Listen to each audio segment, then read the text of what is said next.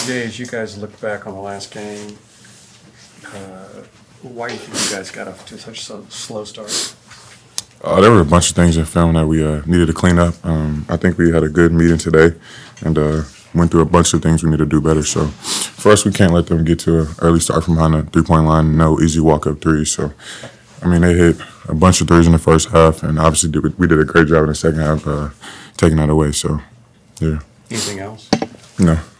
That's the main thing? Yeah. What's the psychological impact of a game like that where you were down big and were able to fight back versus whether you just got blew out the entire time? I mean, for us, we always feel like we can win no matter how many points we are down. So for us, just continue to fight and just stick to what we know and what we do best. For us, I feel like when we get out and run, we're a whole different team, and we did a great job of that in the second half. Got downhill, made plays for others, and then defensively we were great too. PJ, they hit 18 3-pointers in game 1 and 1, hit 18 3-pointers in game 4 and 1. How do you take that away from them? Like we did in game 2 and game 3, and forcing them to take contested twos, and just not letting them get going from beyond the arc. Obviously, they're a great shooting team, so for us, just got to keep them inside of it.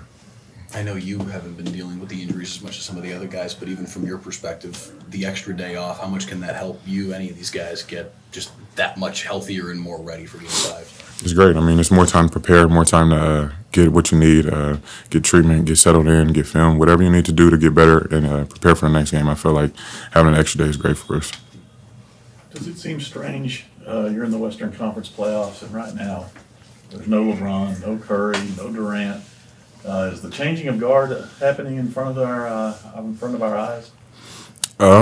I mean, I don't know. I'm not really worried about any of them. At the end of the day, I'm only worried about the Mavericks. So for us, it's all about us and who's in front of us right now, and that's the Clippers. So, I mean, LeBron, KD, Curry, those are all great players, but I'm not worried about them. But, I mean, the younger teams seem to be kind of making their stamp, including you guys. Yeah, I mean, like I said, I mean, the Mavs are doing good, and that's all I'm focused on. So everybody else is everybody else. How can you guys as a team help Luka be more efficient? Just getting into our spots, get better spacing. I feel like we don't really give him, we haven't really been giving him good outlets and cause him to take some tough shots on multiple guys. So for us, we just have to be in the right spots and give him outlets. PJ, this is definitely a outside looking in type of question, but what is it like to be on a team where everyone is able to take accountability and have open and honest conversations? It's great. I mean, those are the best teams, and those are the teams you want to be a part of, and those are the teams that obviously play in the playoffs. So for us, I mean, for me, it's great, and I'm just happy I'm here and just try to do my part each and every day. PJ, there's obviously no shortage of motivation, but when PG kind of steals your pose, does that add a little extra something, or just part of the playoffs? No, not at all. I mean, it's just part of the playoffs. I mean, if you do stuff, you got to be able to watch them do it as well. So, I mean, for me, it's about next game mentality, and I'm just happy to be out there and contribute to my team.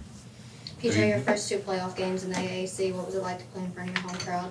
Great. I mean, the crowd was ecstatic. I loved every bit of it. I'm excited, and I can't wait to come back for Game 6. Have you been surprised at the reaction that your pose has gotten over the course of the last 3 or 4 days? Yeah, I mean, when I did it, I didn't expect it to be how it is now, but, I mean, it is what it is. For me, I'm just out there trying to have fun playing basketball and do what I can to help my team, but, yeah, I mean, I definitely didn't expect it to be this much.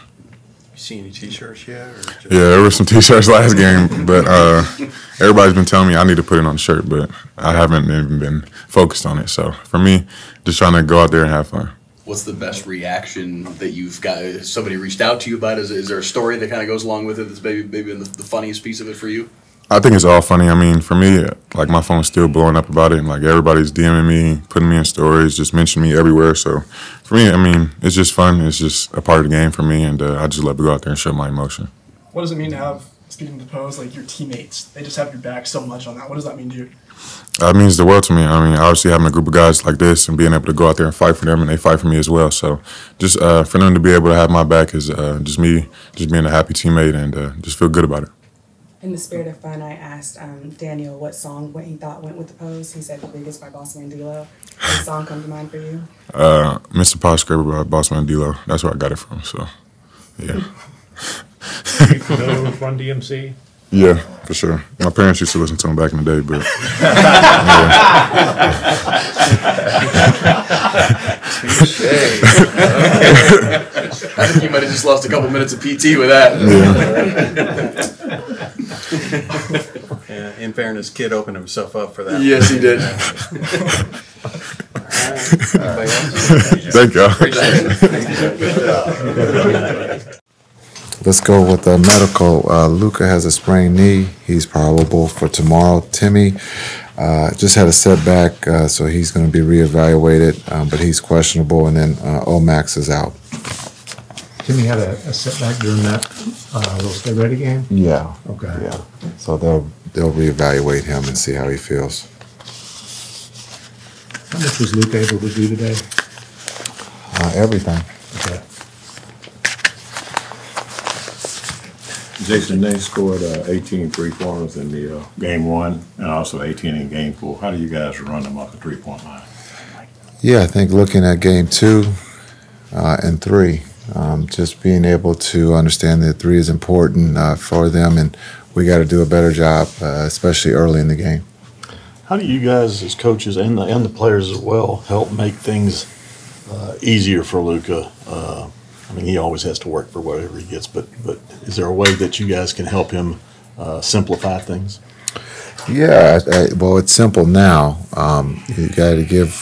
They're throwing a lot of different bodies at him and making him work and taking the 3 away or taking the lob away. So for him, he's got to look to score a little bit more for us and be aggressive and set the tone early. Jason, it goes without saying the kind of player that Kyrie Irving is in the playoffs, but how special is it to see it with him being a Dallas Maverick? Yeah, I think there were questions when we traded for him. I think those have all been answered. But when you talk about Kai's, he's won a championship. He's won a gold medal.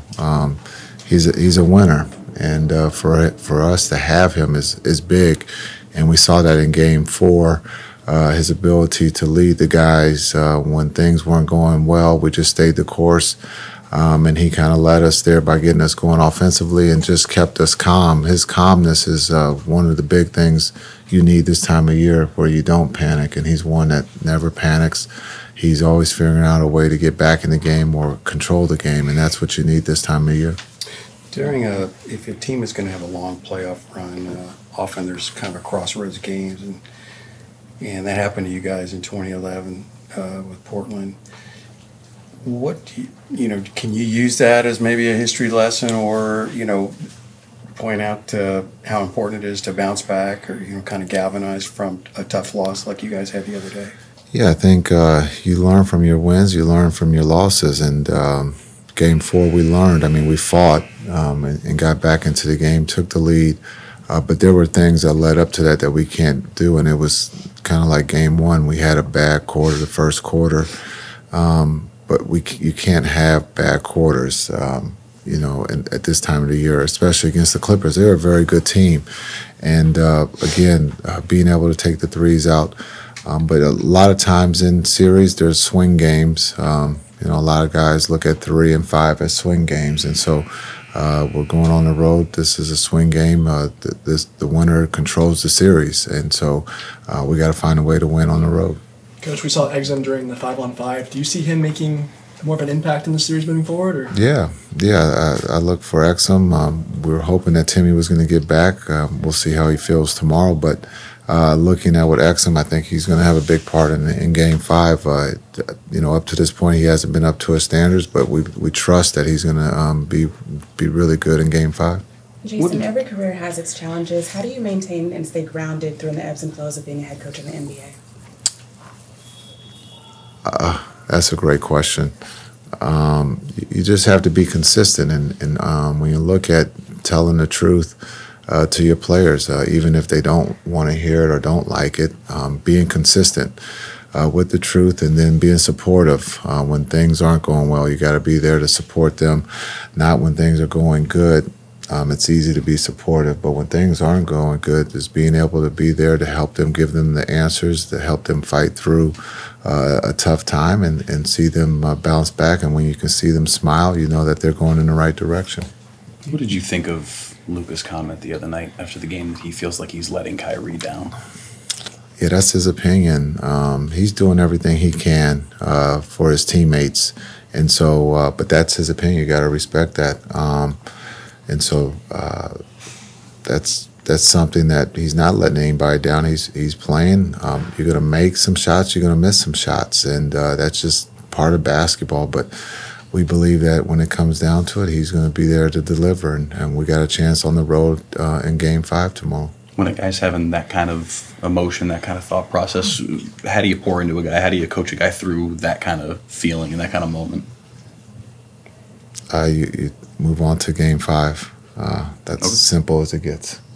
Jason, you've mentioned the giving the Clippers clean looks at threes as a problem with slow starts. Offensively, what needs to change coming out of the gate? Yeah, not just clean looks. They're getting tough looks. They're making tough threes too. So there's not just wide open threes. They're also contested threes that they're making that they are capable of making too. These are stars. These are future Hall of Famers when you talk about Harden and PG. So understanding how important the three is for them, we got to take them off. And again, I've said this before. They're not just going to let you.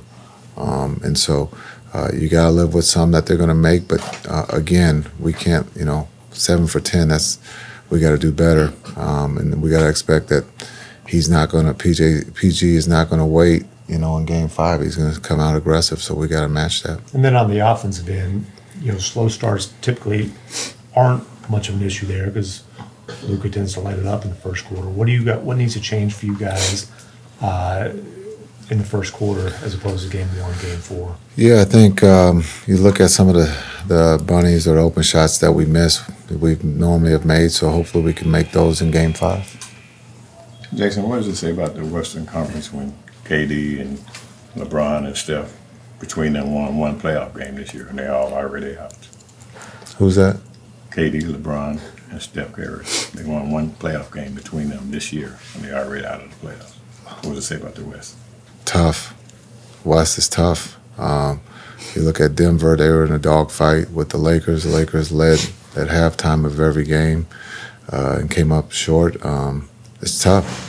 There's a lot of good teams, not just individual players, but there's a lot of good teams in the Western Conference.